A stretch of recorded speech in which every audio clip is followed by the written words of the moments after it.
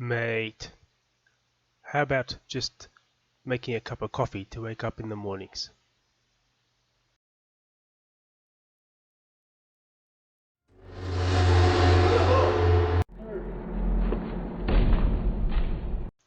When you observe paddlers of different skill levels, you can see what body parts a novice will use compared to a first-timer, or what body parts an experienced paddler will use compared to a novice, or what body parts an expert will use compared to an experienced paddler.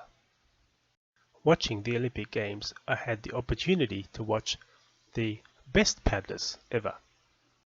I've often been asked the question, who are my sporting heroes? For which I would say, I have none.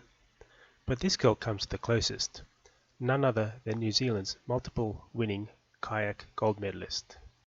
As is my default when watching her at the Olympics, I noticed in the K4 kayak that she was doing something slightly different to all the other paddlers.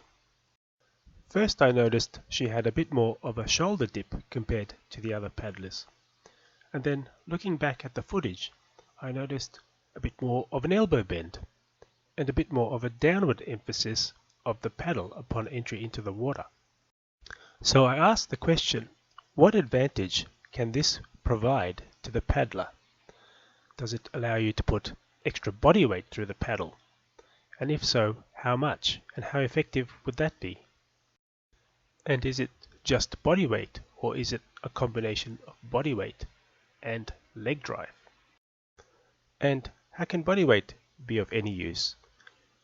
For body weight to have any effectiveness, the paddle would have to be moving downward at a slight angle. But we're always told that the paddle is most efficient, maybe not effective, when the paddle is vertical. And is it true anyway? Or is it just a myth we have accepted over the years without question?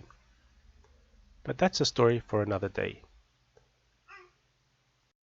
The story for today is I observe an earlier elbow bend, a bit more of a shoulder dip compared to the rest, and what looks like a bit more of a downward emphasis upon entry of the paddle into the water. So if I mimic this pattern, what sort of improvement can I expect or measure when paddling?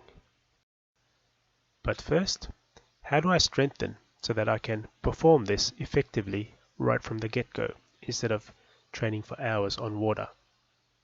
Rather than lift weights, and due to lockdown anyway, I thought I'll develop an exercise I can do without weights.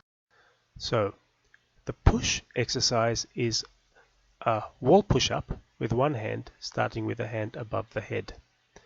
And the pull exercise is more of a walking on your hands on the ground with your heels in front of you. 100 reps of walking. The force on each hand when walking is about 30 kilos, and it's downward and slightly backward.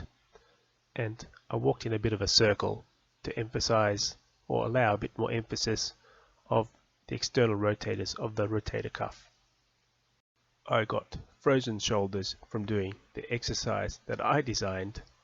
You should see a trainer, exercise physiologist or physio to see what exercise is appropriate for you. There are many variations to the exercise that I've shown here. The fastest paddler that I know, at CYL, uses a different exercise, but I can't share that with you because it's his intellectual property. So I was able to put more downward force through the top hand and bottom hand, but it was really the leg action which allowed me to lift my weight up just prior to putting my weight onto the pedal and driving backward. A study by Ho in 2008 on a simulated dragon boat showed the front foot forces commencing with an upward and backward drive. Once your body weight is up, you use your top hand and your bottom hand to transfer your weight onto the pedal. And to ensure I had sufficient strength endurance to lift my body weight off the seat, I practiced this exercise except without the biomechanical markers.